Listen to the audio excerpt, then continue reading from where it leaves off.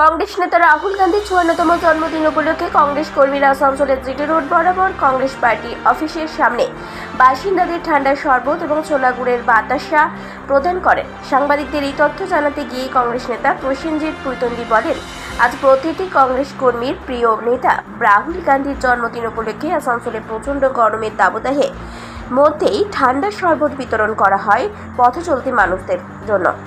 মানুষদের মধ্যে ছোলা ও গুড় খাওয়ানো হয়। তিনি বলেন, आज हजार हजार মানুষকে সেবা দেওয়া হয়েছে।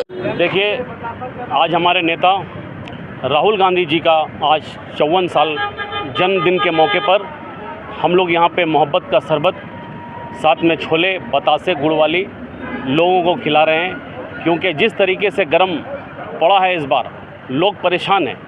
तो आज इसीलिए हम लोग अपने नेता राहुल जी के जन्मदिन के मौके पर हम लोग GT road Congress party office के सामने लोगों को কংগ্রেসের আরেক নেতা শাহ আলমও বলেছেন যে আজ রাহুল গান্ধীর জন্মদিন উপলক্ষে এই বিশেষ অনুষ্ঠানের আয়োজন করা হয়েছিল, যেখানে মানুষকে প্রচণ্ড গরম থেকে বাঁচাতে একটু হলেও ঠান্ডা শরবত এবং ছোলা গুড় দিয়ে তৃষ্ণা মেটানোর চেষ্টা করেছেন। আজ 19শে জুন আমাদের সবার প্রিয় নেতা রাহুল গান্ধীজির ৫৪তম জন্মদিন।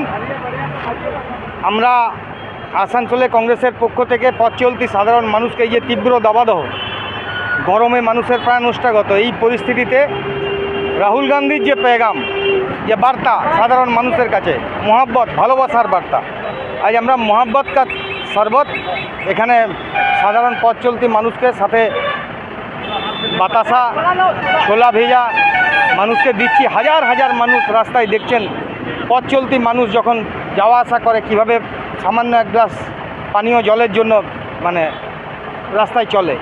আজকে আমরা দেখতে পাচ্ছি সকাল 9:30 থেকে শুরু করেছি।